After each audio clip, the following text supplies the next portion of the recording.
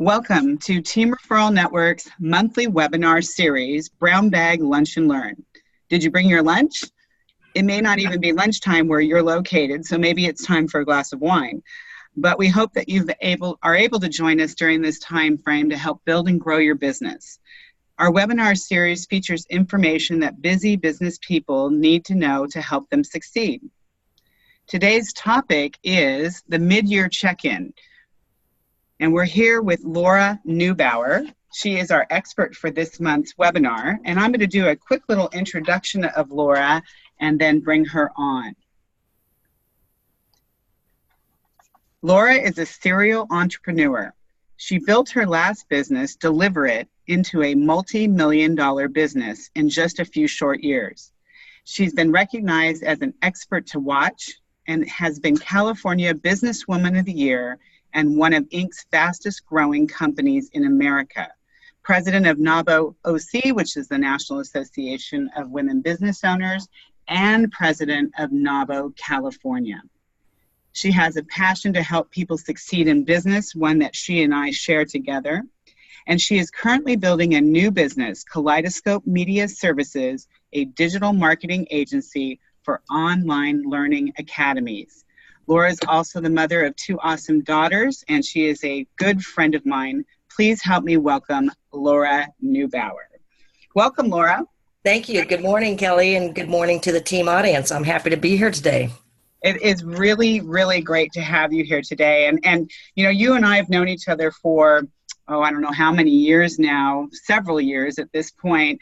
And we've shared collaborative book projects together, stages together, events together. I feel like it is just such an honor to be able to kind of walk in your space and learn from you. You have been a mentor and a friend, and just to have you on here is a real blessing. So thank you for being here with us today. Well, thank you. The feeling's mutual. Well, let's go ahead and dive in here. Let's talk a little bit about this whole mid-year check-in, right? Is this kind of our reality check right now? It's where we sit here and are looking at 6 months being over with of the year at the end of June. We're probably feeling maybe a little frustrated that we haven't hit all of our goals like we had intended to. You know, most of us probably set goals at the beginning of the year, and we might have been really good at following the steps to achieve those goals, for maybe the first few weeks of 2019? Yes. And then what happens? Share with us what happens, okay? Sure. Well, you know, we're all at one of three stages right now. And, you know, this book came out, Make 2019 the best year ever, at the beginning of the year, because it seems like beginning of the year, everybody's on that reset button. But, you know, a reminder to your audience, you know, we can reset any time of the year. You know, right. A calendar is for a reason. There's, you know, we're at the 6 month stage, but, you know, you can break it down by quarters. You can break it down by months, 30 days. You can break it down by weeks. So you can start anytime. So I love doing, you know, talking about this at, you know, after the year starts or this mid-year stage, because it is a reminder. You don't have to wait for January 2020 to come to get going again. So again, your audience is probably in three stages. Either, you know, they succeeded already in the goals they have done and just completely crushed it, and they're here to listen on how to do it faster and better and crush more goals this year. Or, you know, they completely failed, like, you know, the gym memberships, probably the 10th of every year, you know, sounds great, but, you know, they just didn't do it. Or they're just, you know, made some progress, and they're just more awesome right now. And, you know, that's a okay stage to be. Sometimes when we make progress and maybe we didn't quite hit the goal, we weren't perfect, we need to remind ourselves that we are at least more awesome at that stage. So we should never be disappointed in any improvement of yourself. You know, so we should, you know, celebrate that stage as much as succeeding a goal. So, you know, I want to remind your audience of that as well. You know, if you have a goal of losing 20 pounds and you've lost 14, you shouldn't be upset with yourself, I don't think. You're still more awesome, right? Right. I like that. In fact, I'm definitely in the more awesome stage of most of my goals as well. I might be a few of them in the success stage, and a few of them might be in the failure stage. And then there's kind of probably the middle ground there where a lot of them are in the more awesome stage. So I really like that. I like that. But you talk about in the book the equation for success, okay? And it really is taking the part of you, adding the goal in, and then figuring out how you really can be accountable to yourself and to others for achieving these goals. So tell us a little bit about your equation for success. Sure. It's exactly that. Some people go right in from goal to strategy, and then they have some measurement. But, the three components are equally important for the success of achieving a goal. Starting with yourself. It's very important in the mindset you're in before you even start your goal planning and your strategies part. And that's part two. And the last part, of course, is your accountability and measurement and reviewing and revising as you go along. But, it's very important that we take these three parts and really make them very important in the whole entire process. So you have goal setting processes, which you may only have a couple of these, or you have successful goal setting processes. And that's what I tried to achieve for the people that did the book and workbook. It's interesting that you say this because I think a lot of our listeners are they're entrepreneurs, they're business owners, they're independent contractors of other companies. Bottom line is they're responsible for generating their own success. And so I get the mindset, okay, and I get the goal, but sometimes, we're the boss. We don't have anybody to be accountable to. How do we incorporate accountability into this if we're the boss? Well, even myself, the more you publicize what you're doing, the more accountable you will be. Mm-hmm. If I tell you something, Kelly, I am going to go do something. Next time I see you at someplace, I don't want you to ask me about it if I didn't do it. So I think if you are your own boss and business owner, the more you publicize it to a friend, to your employees, to your family, that's one way of being accountable. And we'll get more into accountability as we go on the discussion today. Great. Okay, so let's talk about confidence and the you that we're talking about here. Right. So I'm going to start substituting the three, parts of the equation into different words. So I want to talk about the confidence, and confidence is basically your attitude and your self-esteem on the project of, setting these goals. And, the more confident you are, I think it's easier for you to stay focused, and the chances of you succeeding that goal are much greater. And so I talk about in the book a little bit of certain ways that you can be more confident. And one of the ways is daily habits. Which is different than a New Year's resolution. Daily habit is just some small little task to improve every day. But really what you're doing is you're creating stability and consistency in your life. I mean, there's many, many articles, probably one published a week that probably comes across your social media on, the 8 habits successful people do every morning, the 10 habits that successful people, do every day. So habits are very important. They make you very strong. They make you confident. They keep you in that forward movement, which is really what we need is to, constantly improve in order to achieve our goal. But also it gives us a very good foundation. So, if we come into a challenge or an obstacle, you have that good foundation to push off of pushing you through it. And, if we're not, having consistency or practicing consistency in our lives, we sometimes when we lose the focus, that's when we lose the momentum and we procrastinate and things slow down and things come to a complete halt. Right. And we get frustrated, right? And we get very frustrated, right? Very frustrated. Right. So, one of my favorite daily habits stories that I've seen, and I'm sure you've seen this as well, it's written by a military officer, and it says, if you want to succeed in life, start by making your bed every day. Have you Right. seen that article? And it goes on to share many, many other ideas. But the concept of starting every day by making your bed, I just thought that is great. And you're sitting here talking about daily habits and the stability and consistency of it and what it can do for your confidence. I love it. Absolutely. Absolutely. And then other ways you can, uh, get greater confidence as well is, when you struggle with certain tasks, especially tasks Mm-hmm. you don't really want to do, is to, you know, help yourself be stronger. Like I love the mental push-ups. I'm Mm-hmm. sure most of your people are selling for their own business or selling for someone else, right? And, Right. Mm-hmm. I don't think there's anybody that really loves the cold calling, hopping on the phone and just, dialing for dollars. But, you Kind of know, why we have Team Referral Network. that's right. That's right. But any of those tasks you don't like, get yourself some little markers. I always bring out the paper clips on my desk and I'm like, I'm gonna, make 5 calls and, put those paper clips back in my cup as I make them, So we got to Mm-hmm. remind ourselves mentally is just like push-ups. I can't go and do 50 push-ups a day, right?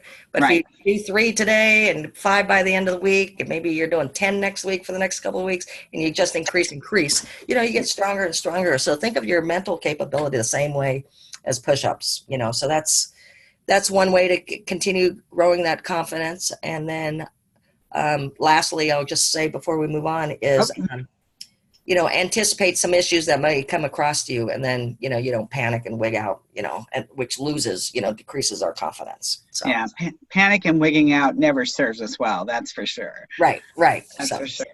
So then let's talk a little bit about the goal element of this, the commitment part of it. sure. And, when, as business owners, we do plans, we get our goals, we get our strategies, and we think we all got it, right? So I'm going to create the goal and create the strategies, and I got it, right?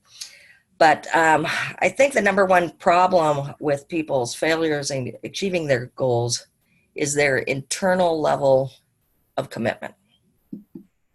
And there's a couple of issues I see when they're creating their goals. And, sometimes they set too many. They get so excited, that they set too many, I'm which is guilty of wrong, that. you I'm know? guilty. Yeah, I know. I am too, but I've learned to, narrow it down quite a bit to one goal now. I only do one goal at a time. Because if you have too many, the odds are you have a greater chance of failing than you do succeeding.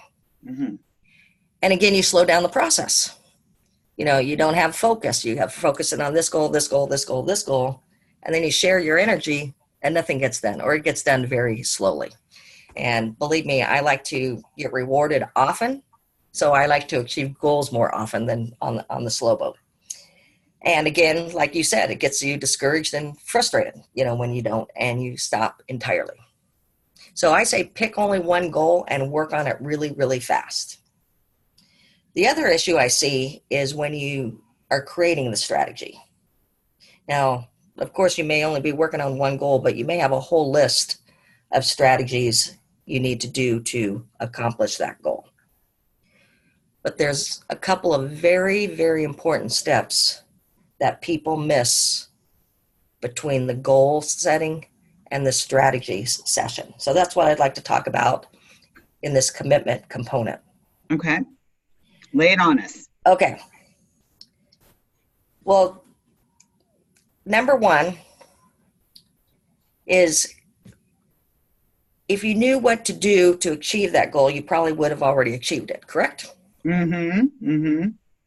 And there also wouldn't be thousands and thousands of people continually buying books on how to achieve a goal, correct? Yeah. Go on Amazon and write on how to achieve a goal, right? Right. So the first step is after you get what goal you're going to do is to do a self-audit of your commitment to that goal. Mm-hmm. You must be fully committed to achieving that goal. So ask yourself 3 simple questions. What skills do you have to achieve that goal? So either you have the skills or you're going to have to find someone to help you achieve that goal. Mm-hmm. How much time are you willing to spend on that goal? Lots of times I talk to people and they have this huge goal, but they're only going to, work on it 2 hours a week. Mm-hmm. And what resources do you have to achieve that goal? And when I say resources, normally that's a money issue or a people issue. Mm-hmm. Mm-hmm. But there could be other resources as well. Mm-hmm. So you really have to evaluate your commitment right there and get the answers to those 3 questions to make sure you're fully committed. So that's one step. Mm-hmm. The next very important step before you get to the strategy is to write the obstacles you may have in achieving the goal. Mm-hmm. What's the holdback? Because again, if you knew it, you would have achieved it already. So what's holding you back? Like, I need so much money to go on this vacation. I don't have any extra money now. And it's good to write in a complete sentence.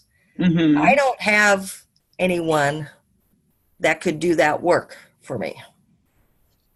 So those are my challenges, on certain goals. Just something like that, as easy as that. Because whatever the obstacle is, that problem will tell you the exact strategies that you need to put in place. Oh, I see where you're going with this. I like it. Right. So that's a very important component on why you haven't reached that goal in the past. So based on that, then you go into your strategy sessions. I need $1,000 to go on this vacation. I don't have any money right now. Okay. So your first strategy is I need to earn extra money, right? So how are you going to do that? You're going to drive for Uber. You're going to sell some stuff. You're going to, and then all the things there. But get what obstacles you have first, and then make your strategy sessions.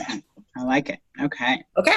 So that's your commitment, so before because the strategy, basically, goal setting and strategy, people know that components, these secret tips I'm giving you. So I love it. All right. So here we go, talking about the time, resources, and energy that we're going to put out there for this. Tell us about this. Sure. Well, this is where people struggle with and sometimes aren't honest to themselves on it. But it really limits their ability to do some very important things. And it's always the same thing: time, energy, or resources. Sometimes people ask me, how do you do everything? I'll tell your audience a secret. I don't. You don't do everything. I don't do everything. Okay. Mm-hmm. I'm a softball coach, during softball season. Whoa, Mm-hmm. Don't ever come to my house, so the house is not clean during that time. But we really got to think about our time, resources, and energy, kind of like the money in your bank account. You only have so much of it, and don't share it. Figure out where you're going to spend it wisely, treat it like it's in your wallet. So it's very, very important to remember that, that there is only so much time, resources, and energy. Yeah. Yep, that's true. Okay. So I like it, treating it like your bank account. I think that that's a great way because, we kind of live under this myth that we're superheroes, that we can do everything. And truth be told, we can't. And there is a finite amount of our time and energy and resources that can be put towards our goals. And we need to prioritize them, I guess, is what I think I'm hearing from you. Right. And absolutely. And we have to know when to say no. I have a whole chapter in the book on how to say no to people. Oh, good. I'll be, I read it at the beginning of the year when I first got it and loved it, but I'm going to go back and try to refresh my mind about that so I can say no more often. Well, yeah, because there's sometimes, something may not have a value to you. It may not have a value to the other person. So why do it? I'm with you. All right. Just remember, to be kind and be quick when you say no. So right. Don't string someone on. So now moving on, which kind of, is just taking a real honest look at everything. Okay, here we go. Be honest. This is our accountability element, right? Right. And, it's your area of measurement. I use it as a scoreboard, you know. Let's just say, I like sports. I like all the big games. I just watched the NBA playoff here. It was great. Right. Mm-hmm. We both like football, I know, but Mm-hmm. Different teams, but we both like different teams. football. But, you got to, if you don't have that area of measurement and scoreboard, you really don't know if you're falling behind or if you're ahead. And so you really don't know how fast you have to, run at the point. I always take it like a football game at halftime. If you're the team behind, that coach is giving that pep talk and getting strategies on what to do. If there was no scoreboard, they'd just be in there going, guys, you look great. Go out and do the same thing. But there is a scoreboard.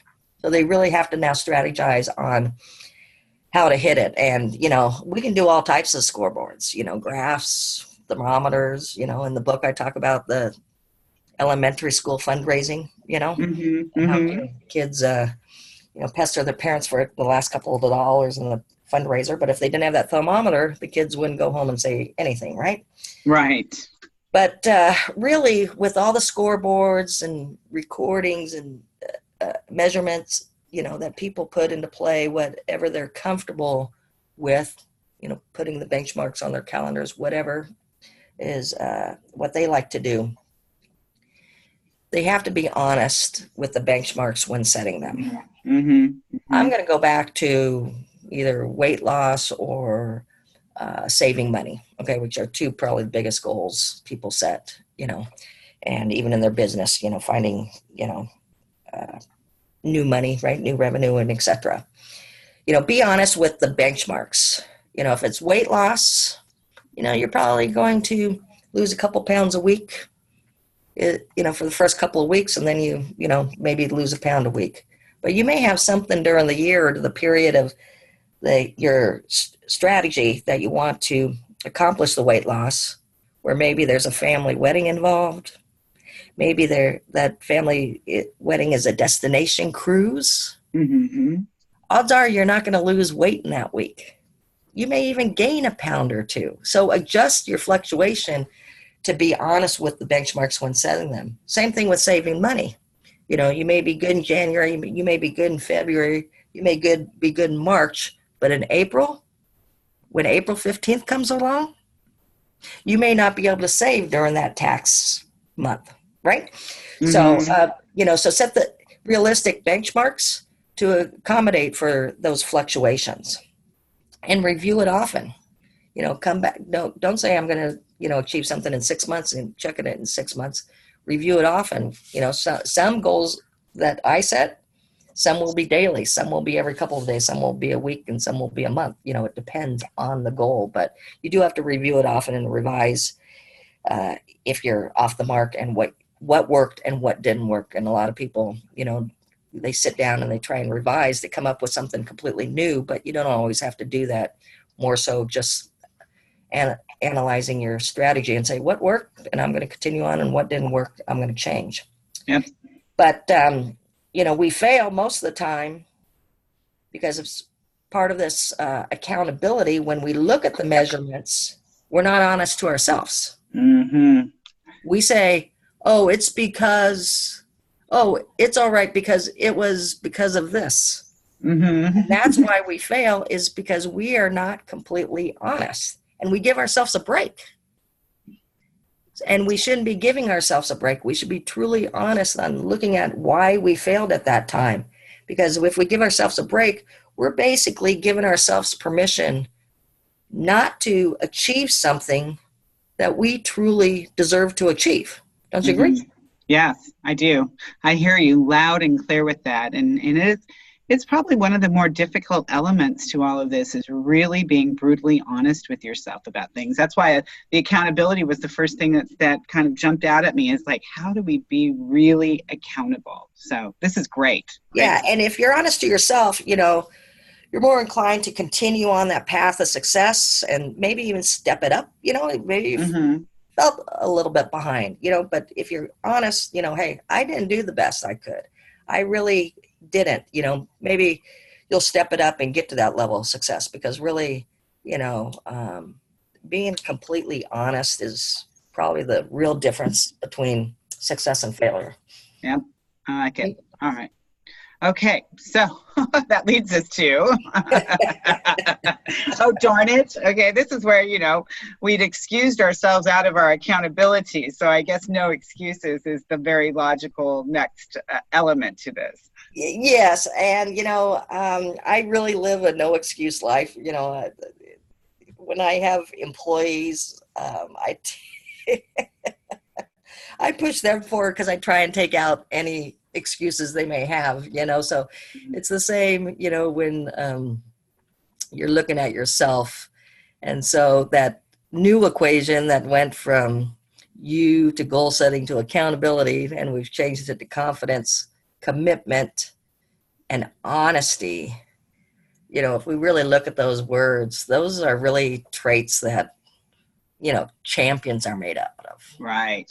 Champions and winners. They achieve their goals more than they fail. So we look at it, anything, whoever a champion is in our eyes, they have those three traits, and they make it happen. They make it happen time and time and time again. So, again, living that lifestyle and kind of changing, tweaking that goal setting to include these three words, we can be champions as well. Mm-hmm. Yep. That's it. I like it. I like it.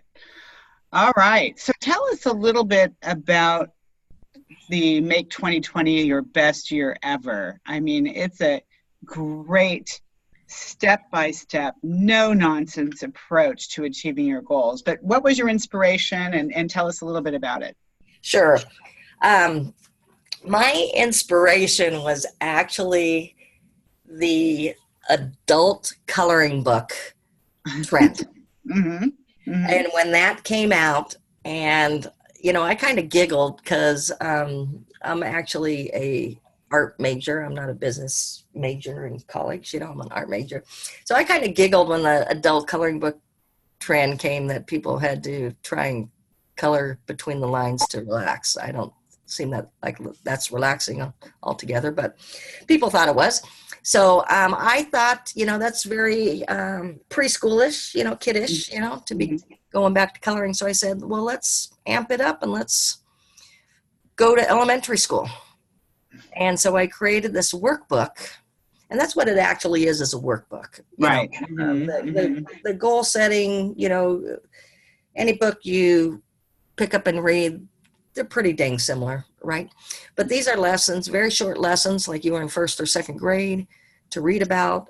And then there's an exercise that follows exactly, like the workbooks we had in elementary school. Mm-hmm. And so that was the inspiration for it. And I launched it in November, and I only keep the website up November, December, and January, and I take it down February 1. And now we're going to do a book every year, and for those, 3 months only. But, it goes through all these processes and more, and gives other lessons as well. That is great. I think I love just the visual of it too. This workbook does take me back to the workbook that we had when we were young. But it's just a great, and what I like about it is that it's really a simple process. Achieving our goals is not easy, but the process itself can be pretty simple. Okay. And I like the way that you break it down into the lessons that you have in there. So I'm going to go back and just let you know that I really loved your talking at the very beginning of the webinar. Just basically start where you are, whether we're at that success, failure, or more awesome. But it doesn't matter where we are right now, because we can start right here from today, Wednesday, June 19th, okay? And we can move on from there with our goals and achieving them. That was really a great resonating message to me. Another resonating message to me was the daily habits and the stability and consistency that it creates. I think we operate better within a structure, and I'll probably get some blowback on that. But if we work well in a structured environment, I think it actually frees us up to achieve our goals. Don't you Oh, think? absolutely. Absolutely. Keep everything in their own little compartments. And the more scheduled and disciplined you are, I think it's better for everybody's success.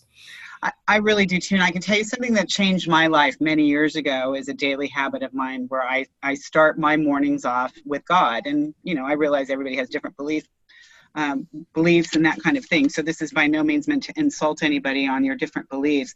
But for me, daily conversation time with him and doing a little bit of Bible verse reading for me just sets me up for my day. It's like it grounds me. It enables me to move on to next being my exercise. I've been grounded by the prayer time and the peaceful time, the serenity time, almost the meditation time that it is. And then it sets me up to say, okay, I'm in the right mindset to go do my walk, my workout, whatever it is.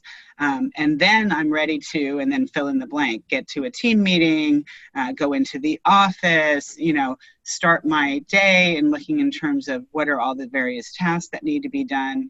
And it's that structure, that daily habit that has literally changed my life. And it was several years ago where I wasn't hitting my goals, I wasn't being honest with myself and my accountability, that I turned to this kind of structure, and it made all the difference in the world for me. Well, and again, it's, setting yourself up for success, and practicing, to live a lifestyle. I have someone I know that hates Mondays, right? Hates Mm-hmm. Mondays all the time. By Sunday, they're saying, "Oh my God, tomorrow's Monday. I got to go to work," right? Right. And I tell people, you set yourself up for success. Monday's coming after Sunday. You know what's happening. So don't waste your Sunday and start Monday, the best day ever, and find a way to start Monday the best day ever. Mm-hmm. And Mm-hmm. it's just setting a tone. So reading the Bible verses, finding a song. I mean, my listen, Dancing, whatever. Yeah. ain't no Mm-hmm. stopping us now. I probably have listened to 10,000 times in the last 15 years because I start it every single day. Mm-hmm. So it's just setting the tone. Yeah. I like it. That's great. That is great. But this book is funny because I just did it as a simple project, but I found that, people bought it for their teams, right? Mm-hmm. Internal Right. teams. I Mm-hmm. had like 6 girlfriend groups. They bought one and then they convinced all their friends to buy one, and they meet once a month to go through it. Nice. Wow. So And it that's was a great accountability partners it too. was used all different ways. I just got a Mhm. kick out of it. Just got a kick Mhm. out of it. Well, that just goes to show you how universal this is and how much it's needed. So, Right. speaking of things that are needed, I want you to tell us about your new project and the things that you have going on here. Can you share a little bit about Innovate Her Business Institute with us? Absolutely. This is one of the first launches for Kaleidoscope Media, and we have 4 other launches to follow it. 2 later this year, and 3 starting in January 2020. But it's an online. Innovator Her Business Institute is an online business education for female entrepreneurs, and what we have done is taken experts and expert advice and bottled everything you need to know to run a business. So you have modules as if you were the chief operating officer. You have modules for the chief financial officer, because we know we all wear all these hats, right? Mm-hmm. We Right. have modules for the chief marketing officer, the chief experience officer, to make sure you ensure exceptional client experience to your customers. And then there's lessons all through it. So it's a subscription-based model, and so it's not, the information is not dripped out to you. You get all modules on day one, and you can pick and choose the lessons you have. And this is launching in September, in just a few months here. And we are having a 3-day challenge that I would like to offer your team members or your ladies in your Lady Boss chapters to come and take the challenge with us. You're going to get actual lessons during those